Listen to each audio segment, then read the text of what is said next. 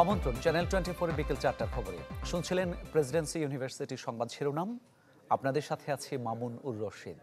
RFL গ্যাস্টো এর scientific nozzle আর brush burner খরচ বাঁচায় 25%। এবার ক্ষমতাচ্যুত প্রধানমন্ত্রী শেখ হাসিনার বিরুদ্ধে অবৈধ সম্পদের অনুসন্ধান শুরু করেছে দুদক। সংস্থাটির উপপরিচালক মাসুদুর রহমানকে এই অনুসন্ধানের দায়িত্ব দেওয়া হয়েছে। অনুসন্ধানকারী দল সম্পদ বিবরণীর নোটিশ জারি সহ শেখ হাসিনার স্থাবর অস্থাবর সম্পদের হিসাব খতিয়ে দেখবে। একই সাথে তার আয়কর নথির সাথে বাস্তবে সম্পদের হিসাব মেলাবে। এর আগে প্লট জালিয়াতি, বিদেশি অর্থ পাচার, প্রকল্পের অর্থ লুটপাটের একাধিক অনুসন্ধান শুরু করে দুদক। ইতিমধ্যে পূর্বাচলে প্লট জালিয়াতির মামলায় চার্জশিট দাখিল করলে আদালত শেখ হাসিনার বিরুদ্ধে গ্রেপ্তারি পরোয়ানা জারি করেন। শেখ হাসিনার বিরুদ্ধে বার্জ মাউন্টের দুর্নীতি মামলা সচলের উদ্যোগ নিয়েছে দুদক। এর শুনানি হবে 15 জুলাই। দুর্নীতির সেই মামলা গোপালগঞ্জের এক বিচারপতিকে দিয়ে বাতিল করিয়েছিলেন শেখ হাসিনা। সুপ্রিম কোর্টে নজিরবিহীনভাবে সাক্ষ্য শুরু হওয়ার পরও মামলা বাতিলে এমন নজির নেই। প্রথমবার যখন শেখ হাসিনা ক্ষমতায় আসেন তখনই বেশ কিছু দুর্নীতির অভিযোগ আসে তার বিরুদ্ধে। MiG-29 ও বার্জ মাউন্টেডের মতো দুর্নীতির অভিযোগ খণ্ডাতে না পেরে 2009-এ ক্ষমতায় আসার সাথে সাথে সেগুলো আইনি কাঠামোয় ফেলে বাতিল করেন শেখ হাসিনা। বার্জ মাউন্টেড বিদ্যুৎ কেন্দ্র স্থাপনে অনিয়মের অভিযোগে 2007 সালের 2 জুলাই শেখ হাসিনা ও তৌফিক ইলাই চৌধুরী সহ 7 জনের বিরুদ্ধে মামলা করে দুদক। 2010-এ গোপালগঞ্জের বিচারপতি AHM শামসুদ্দিন চৌধুরী তা বাতিল করে দেন। কোনো মামলায় সাক্ষ্য গ্রহণ শুরু হলে তার বাতিল হয় না, অথচ এই মামলার সাক্ষী হয়েছিল 6 জনের। হাইকোর্টের আদেশের পর ডিপ ফ্রিজে চলে যায় বার্জ মাউন্টেড মামলা। গণ অভ্যুত্থানে শেখ হাসিনা পালিয়ে যাওয়ার পর চলতি বছর মার্চে বার্জ মাউন্টেড দুর্নীতি মামলা শুনানির উদ্যোগ নেয় দুদক। আপিল বিভাগে যার শুনানি হবে 15 জুলাই। এখন আমরা এটা ইনিশিয়েটিভ নিয়েছি যে এটা আমরা চ্যালেঞ্জ করব, এই জন্যে এখন ফাইল করেছি এবং আজকে 26 নাম্বার আইটেম ছিল, কিন্তু অনারেবল সুপ্রিম কোর্ট ডিসিশন দিয়েছে না, এটা হচ্ছে ফুল বেঞ্চ শুনবে, অর্থাৎ 7 জন জজ একসাথে করে শুনবে। আগামী 15/7/2025 ফিক্সড করেছে। তবে এতদিন পর কেন মামলার শুনানি হবে এমন প্রশ্নে দুদক আইনজীবী জানালেন এটি সংস্থাটির সিদ্ধান্ত। এইটা মামলাটা ছিল একটা পাওয়ার প্ল্যান্ট তৈরির ব্যাপারে। অভিযোগ ছিল যে পাওয়ার প্ল্যান্ট তৈরির ক্ষেত্রে দুর্নীতির অ্যালিগেশন ছিল। এটা কোয়াশ করেছে কয়েকটা গ্রাউন্ড আছে, যে এইগুলা মেরিটের ব্যাপারে এখন আমি আর আলোচনা করছি। শেখ হাসিনার বিরুদ্ধে 111-এর আরও বেশ কটি দুর্নীতি মামলা রয়েছে, সেগুলোর বিষয়ে সিদ্ধান্ত নেয়নি দুদক। মাসুদুর রহমান, চ্যানেল 24, ঢাকা। অনিশ্চিত গন্তব্যের পথে দেশ, দ্রুত নির্বাচন না দিলে অস্থিরতা আরও বাড়বে। সকালে নিজ কার্যালয়ে এমন মন্তব্য করেন বিএনপি স্থায়ী কমিটির সদস্য আমির খসরু মাহমুদ চৌধুরী। অন্তর্বর্তী সরকার আস্থা হারাচ্ছে দাবি করেছেন তিনি, তাই ডিসেম্বরের মধ্যেই জাতীয় নির্বাচন দেওয়ার দাবি দলটির। গণ অভ্যুত্থানে আওয়ামী লীগ সরকার পতনের পর রাষ্ট্র পরিচালনায় আসে অন্তর্বর্তী সরকার। প্রধান উপদেষ্টার সাথে বিভিন্ন সময়ে হওয়া বৈঠক সহ সভা সমাবেশে বরাবরই বিএনপির দাবি অতি দ্রুত নির্বাচনের। যদিও সরকার বলেছে এ বছরের ডিসেম্বর থেকে আগামী জুনের মধ্যে হবে ত্রয়োদশ সংসদ নির্বাচন। রোববার নিজ কার্যালয়ে বিএনপি নেতা আমির খসরু মাহমুদ চৌধুরী বলেন, সরকার আস্থা হারাচ্ছে, তাই কোন কোন বিষয়ে রাজনৈতিক দলগুলোর মধ্যে ঐকমত্য হয়েছে তা জানানো উচিত। আমরা চাই ডিসেম্বরের মধ্যে অবশ্যই নির্বাচনে হতে হবে। আমি তো ডিসেম্বর পর্যন্ত যাওয়ার কোনো প্রয়োজনীয়তা মনে করছি না। ইমিডিয়েটলি যেখানে ঐকমত হয়েছে এটা ডিক্লেয়ার করে আপনি নির্বাচনের দিনক্ষণ দেন। এটা অগাস্ট সেপ্টেম্বর যে কোনো সময় হতে পারে। আস্থা যেটা হারাচ্ছে এটা তো সবার জন্য দুর্ভাগ্যজনক, দেশের জন্য দুর্ভাগ্যজনক। বিএনপির এই জ্যেষ্ঠ নেতা দাবি করেন, অনিশ্চিত অবস্থার মধ্যে আছে বাংলাদেশ, কোথায় যাচ্ছে কেউ জানে না। এই যে কথাগুলো বলতে বাধ্য হচ্ছে কেন? যে রাজনৈতিক অস্থিতিশীলতা শুরু হয়েছে, যে রাজনৈতিক অরাজকতা সৃষ্টি হচ্ছে ক্রমান্বয়ে, যে জনগণের মনে যে প্রশ্ন জাগছে, এই কথাগুলো তো আমরা রাজনীতিবিদ হিসেবে আমাদের বলতে হচ্ছে এখন। তিনি জানান, বিএনপি সহনশীল, স্থিতিশীল সহ অবস্থানে রাজনীতি করতে চায়। সহ অবস্থানের একটা রাজনীতি করতে চাই, বিএনপি হচ্ছে এদিকে চলছে। আমরা আশিকিন প্রিন্স, চ্যানেল 24, ঢাকা। দ্রুততম সময়ে জাতীয় সনদ দেওয়া হবে বলে জানিয়েছেন জাতীয় ঐক্যমত্য কমিশনের সহসভাপতি ডক্টর আলী রিয়াজ। জাতীয় সংসদ ভবনের এলডি হলে বাংলাদেশ জামায়াতে ইসলামীর সাথে আলোচনার শুরুতেই তিনি একথা বলেন। বৈঠকের বিরতিতে ব্রিফ করে জামায়াতে ইসলামের নেতারা সুপ্রিম জুডিশিয়াল কাউন্সিলের মাধ্যমে নির্বাচন কমিশনকে জবাবদিহির আওতায় আনার সুপারিশ করেছেন তারা। এছাড়াও প্রস্তাব দেওয়া হয় কেউ দুইবার বেশি প্রধানমন্ত্রী না হওয়া সহ দলীয় প্রধান হতে পারবেন না প্রধানমন্ত্রী। দুদক টাস্কফোর্স গঠনের সুপারিশ করেছে দলটি। ক্ষমতা বিকেন্দ্রীকরণ করা গেলে ফ্যাসিবাদী কাঠামো রোধ করা যাবে বলেও মনে করেন তারা। এর আগে সকাল 10টায় শুরু হয় কমিশনের সাথে দ্বিতীয়বার মতো আলোচনায় বসে দলটির প্রতিনিধি দল। জাতীয় ঐকমত্য প্রতিষ্ঠা আসলে রাজনৈতিক দলগুলো, সিভিল সোসাইটি এবং অন্যান্য রাজনৈতিক শক্তিগুলো, সামাজিক শক্তিগুলোর দায়িত্ব। সকলেই আন্তরিক, সকলেই চান এবং আমরা বিশ্বাস করি সকলের প্রচেষ্টা নিঃসন্দেহে সফল হবে। ক্ষমতার বিকেন্দ্রীকরণ আমাদের দেশের স্বৈরাচার বা ফ্যাসিবাদ তৈরির ক্ষেত্রে এটা বিকেন্দ্রীকরণ যদি করা যায় এটা রোধ করা সম্ভব হবে। একজনের হাতে যেন সব ক্ষমতা কুক্ষিগত না হয়, সেই জন্যই আমরা এটা প্রস্তাব করছি যে কোনো একজন ব্যক্তি প্রধানমন্ত্রী এবং সেই দলের প্রধান থাকতে পারবে না। দেশ জুড়ে তোলপা ওয়ালটন ফ্রিজ কিনে আপনিও হয়ে যেতে পারেন মিলেনিয়ার। ইশরাক হোসেনকে ঢাকা দক্ষিণ সিটি কর্পোরেশনের মেয়রের দায়িত্ব বুঝিয়ে দেওয়ার দাবিতে আজও নগর ভবনের সামনে বিক্ষোভ করছেন তার সমর্থকরা। নগর ভবনের প্রধান ফটক ও বিভিন্ন কার্যালয়ে তালা দেওয়া হয়। এতে দুর্ভোগে পড়েন সেবা নিতে আসা নাগরিকরা। স্থানীয় সরকার উপদেষ্টা আসিফ মাহমুদ সজীব ভূঁইয়ার পদত্যাগ দাবি করেন বিক্ষোভকারীরা। গেল বুধবার থেকে কার্যত অচল নগর ভবন। রোববার ভবনের ভেতরে বাইরে জড়ো হয় ইশরাক সমর্থকরা।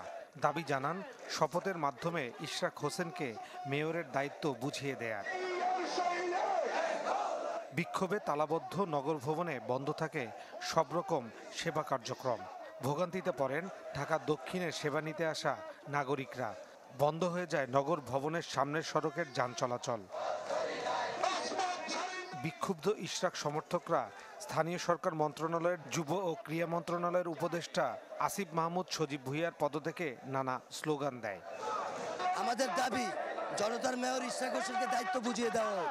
আমরা ইশরাক ভাইকে আগামী 10-15 বছর এখানেই দেখতে চাই।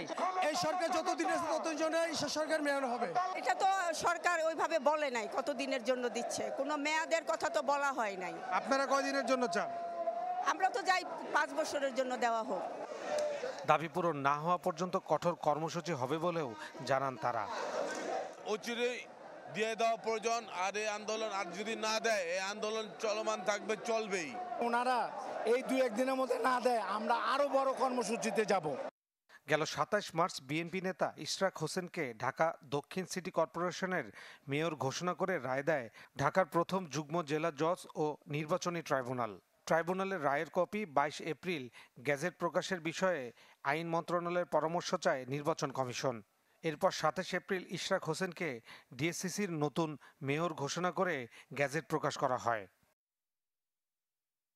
ফয়সাল হোসেন, চ্যানেল 24, ঢাকা। এদিকে 5 বছর আগের প্রশ্নবিদ্ধ নির্বাচনে ইশরাক হোসেনের মেয়রের দায়িত্ব নিতে চাওয়ার যৌক্তিকতা নিয়েও উঠেছে প্রশ্ন। নির্বাচন বিশ্লেষকরা বলছেন দেশে যতটুকু আইন আছে তারও সঠিক প্রয়োগ নেই। তাতেই জটিল হয়েছে পুরো বিষয়টি। আশরাফুল আলম আকাশের রিপোর্ট। 2020 সালের 1 ফেব্রুয়ারি ঢাকা দক্ষিণ সিটি নির্বাচন ছিল প্রশ্নবিদ্ধ। ভোট পড়ে 30%-ও কম। পরে ভোট কারচুপি ও অনিয়মের অভিযোগে ফলাফল প্রত্যাখ্যান করে বিএনপি। তবে জুলাই অভ্যুত্থানে ক্ষমতার পট পরিবর্তনে বদলে গেছে দৃশ্যপট। 5 বছর আগের মামলায় গেল 27 মার্চ আদালতের রায়ের পর 27 এপ্রিল বিএনপি নেতা ইশরাক হোসেনকে ঢাকা দক্ষিণ সিটি কর্পোরেশনের মেয়র ঘোষণা করে গ্যাজেট প্রকাশ করে নির্বাচন কমিশন। কিন্তু গ্যাজেট প্রকাশের 20 দিন পার হলেও ইশরাকের শপথের আয়োজন হয়নি। জানিয়ে ক্ষোভ প্রকাশ করে আন্দোলনে নেমেছেন তার সমর্থকেরা। ইঞ্জিনিয়ার ইশরাককে যদি দায়িত্ব না দেওয়া হয় আমরা নগর ভবনের সকল কর্মকাণ্ড বন্ধ করে দেব। আমি ধানের শীষে চাপ দিলে জায়গা হলো নৌকাতে, যেটাতে আমি চাপ দিই, আমরা ভোট দিতে পারি নাই।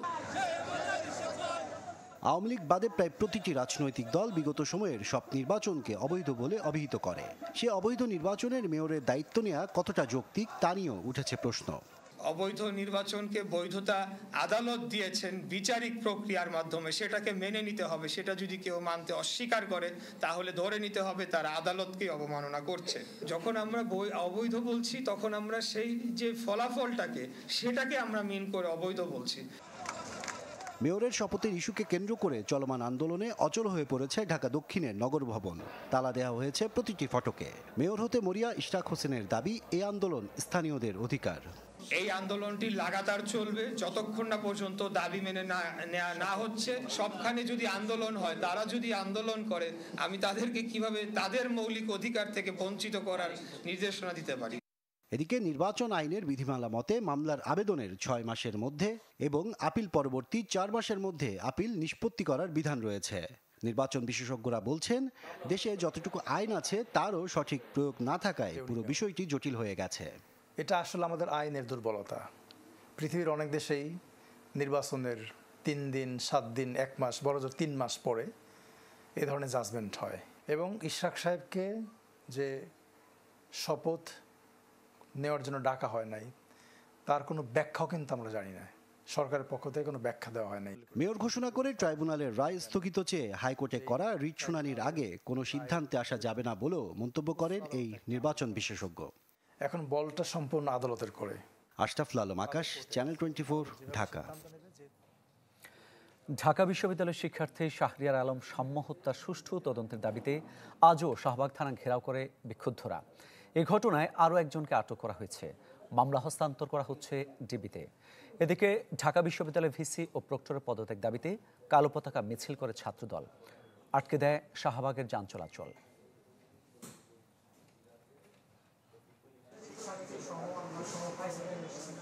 সাম্য হত্যা নিয়ে বহু কি কেন কিভাবে নিয়ে আলোচনা। একদিকে ঢাকা মহানগর পুলিশের রমনা বিভাগের অতিরিক্ত উপপুলিশ কমিশনার, আরেকদিকে সাম্যর শিক্ষক, পরিবার, সহপাঠী ও প্রত্যক্ষদর্শীরা। তাদেরকে কিভাবে করা যায় সেটা কিন্তু আমরা সমস্ত কিছু সর্বোচ্চ ধাপ তাদের প্রক্রিয়াধীন। মোটামুটি কনফার্ম যে 6 দিনের মধ্যে আমরা এর সাথে বাকি যারা জড়িত তাদেরকে সবাইকে আমরা অ্যারেস্ট করতে সক্ষম হব। ভেতরে যখন আলোচনা চলছে তখন বাইরে থানা ঘেরাও করে ঢাকা বিশ্ববিদ্যালয়ের শিক্ষার্থীরা। এর আগে তারা পুলিশকে 2 দিনের সময় বেঁধে দেয়। সেই আলটিমেটাম শেষ হওয়াতেই এই কর্মসূচি।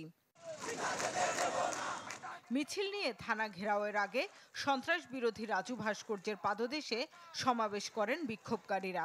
প্রশাসনের প্রতি ক্ষোভ ঝাড়েন সাম্যর বিভাগের শিক্ষার্থীরা, যোগ দেন শিক্ষকরাও। আমরা কোনো রাজনীতি নিয়ে কোনো তোয়াক্কা করি না, আমাদের রাজনীতি একটাই, আমরা সাম্যের বিচার চাই। যতক্ষণ পর্যন্ত না আমরা উত্তর পাই, আমাদের অনেক প্রশ্ন আছে যেগুলোর উত্তর আমরা এখনো পাই নাই। আমরা কি সমাধান পেলাম? আমাদের শিক্ষার্থীর অবস্থান কোথায়? এই ঢাকা বিশ্ববিদ্যালয় কি অভয়ারণ্য হয়ে থাকবে? আর সামাজিক যোগাযোগ মাধ্যমে সাম্যকে নেতিবাচকভাবে উপস্থাপনের নিন্দা করেন সাম্যর ভাই। আমার ভাইয়ের বিচারের নামে কোনো প্রহসন যেন না হয়, রাজনৈতিক ফায়দা হাসিলের জন্য যাতে কালক্ষেপণ করা না হয়, শিক্ষার্থীদের যাতে উত্তেজিত করে কোনো ফায়দা হাসিলের চেষ্টা না করা হয়, এদিকে বিশ্ববিদ্যালয় প্রশাসনের সজাগ দৃষ্টি রাখার আহ্বান জানাচ্ছি। এ সময় রাজনীতির ঊর্ধ্বে উঠে সবাইকে এক হয়ে বিচার নিশ্চিতে কাজ করার আহ্বান জানান উপাচার্য। আমরা ধৈর্য ধরব, আমরা বিশৃঙ্খলা করব না, আমরা রাজনৈতিক কোন রকম দলাদলিতে পা দেব না, কিন্তু আমরা আমাদের লক্ষ্য অর্জন করে ছাড়ব। শিক্ষার্থীদের নিরাপত্তা দিতে ব্যর্থ বিশ্ববিদ্যালয় প্রশাসন। এ অভিযোগে ভিসি প্রক্টরের পদত্যাগ চেয়ে কালো পতাকা মিছিল করেছে ঢাকা বিশ্ববিদ্যালয়ের ছাত্রদল।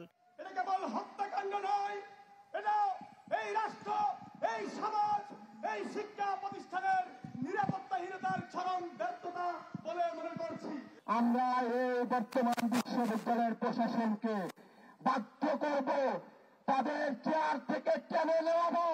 এদিকে উপাচার্য অধ্যাপক নিয়াজ আহমেদের নেতৃত্বে 5 সদস্যের প্রতিনিধি দল সচিবালয় স্বরাষ্ট্র উপদেষ্টার সাথে সাক্ষাৎ করেন।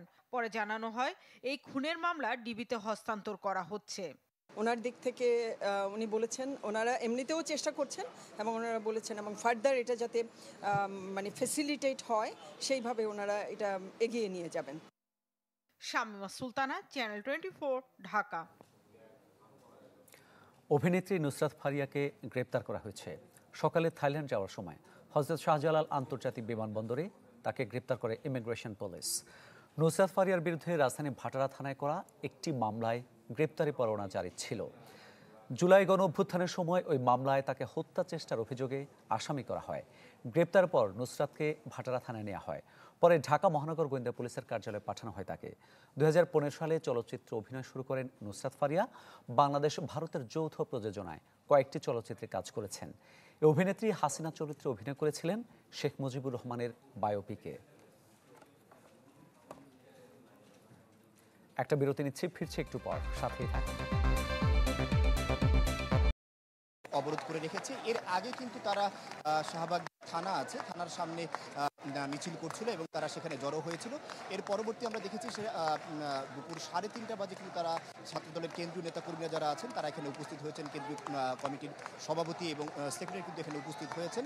তারা উপস্থিত হয়ে কিন্তু শাহবাগ মোড়ে এসে শাহবাগ মোড় অবরোধ করেছেন, যার ফলে শাহবাগ মোড়ের সাথে সংযুক্ত চারদিকের যে রাস্তাগুলো আছে সেই রাস্তাগুলো কিন্তু যান চলাচল পুরোপুরি বন্ধ আছে এবং সেখানে যানের দীর্ঘ সারি দেখা গিয়েছে।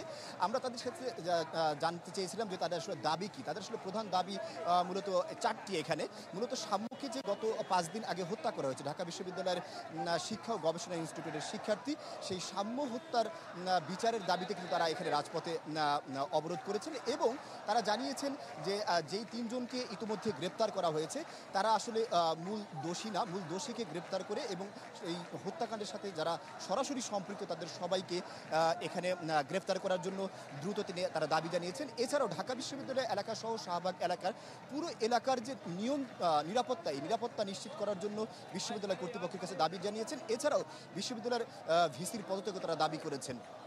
মামুন, এই ছিল শাহবাগ থেকে। অনেক ধন্যবাদ আপনাকে। ঢাবি শিক্ষার্থী সাম্য হত্যার বিচার দাবিতে রাজধানীর শাহবাগ মোড় অবরোধ করেছে ছাত্রদল। এ নিয়ে সবশেষ খবর জানাচ্ছিলেন সহকর্মী আহমেদ সোহাগ। সেলফি আপু, এখন কিছু খাওয়াও। এখন ইভিনিং এর চরম ক্রেভিং, চাই কিছু এক্সাইটিং। মিস্টার নুডলস হয় কুকিং, টেস্টটা হয় amazing. Mister noodles, amazing test. Mister noodles, enjoy the best. Mister noodles, amazing test. Mister noodles, mister noodles, mister noodles. স্থলবন্দর দিয়ে পণ্য আমদানিতে ভারতের নতুন নিষেধাজ্ঞা সম্পর্কে এখনও আনুষ্ঠানিকভাবে জানে না বাংলাদেশ। সচিবালয়ে কথা জানিয়ে বাণিজ্য উপদেষ্টা বলেছেন, আলোচনার মাধ্যমে সমস্যা সমাধান সম্ভব। তিনি জানান, এমন সিদ্ধান্তে ভারতের ব্যবসায়ীরাও ক্ষতিগ্রস্ত হবে।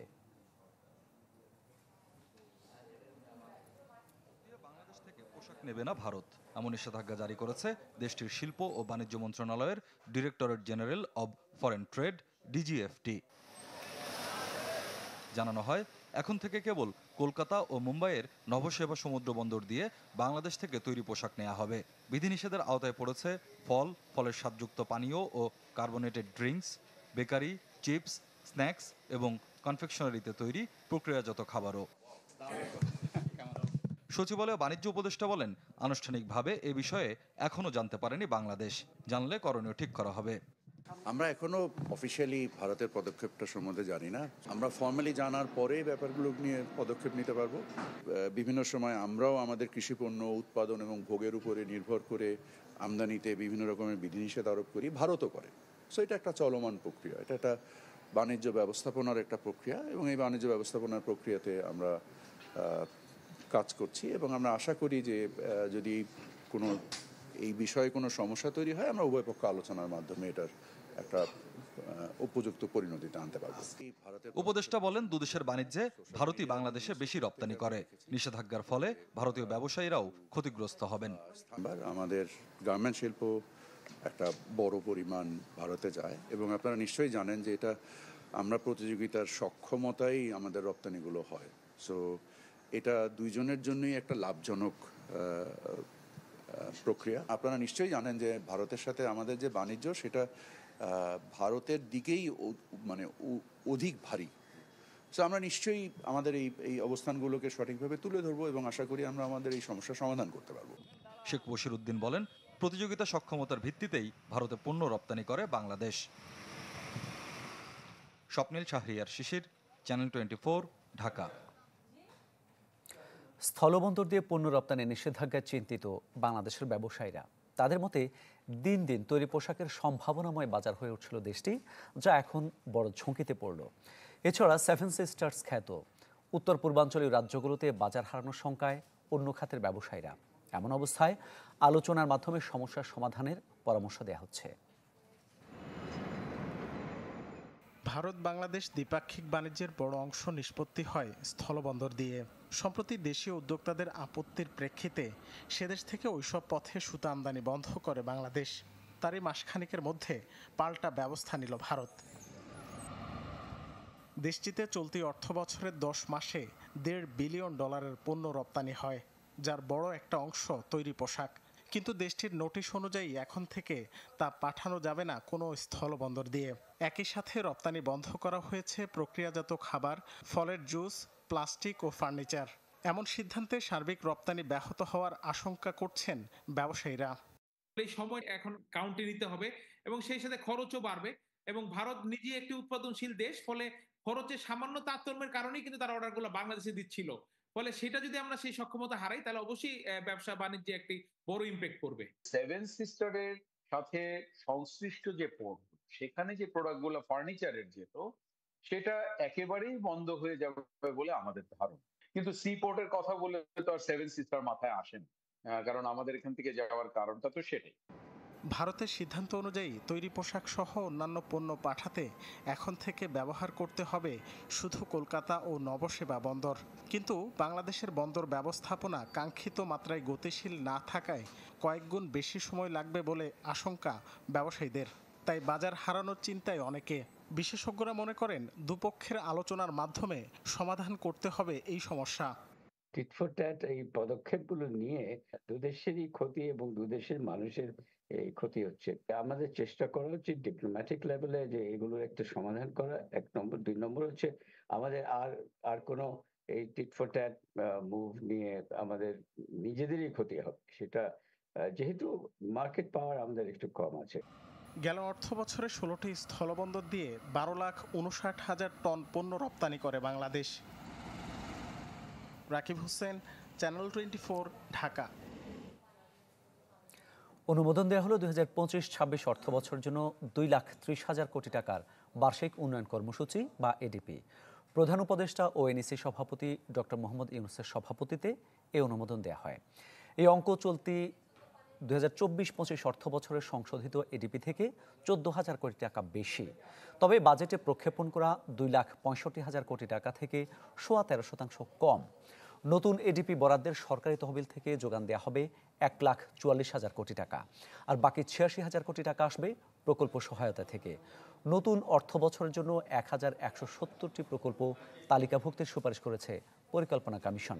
সভা শেষে পরিকল্পনা উপদেষ্টা জানান, বর্তমান বাস্তবতা বিবেচনায় নিয়ে এবারের বাজেট তৈরি করা হচ্ছে।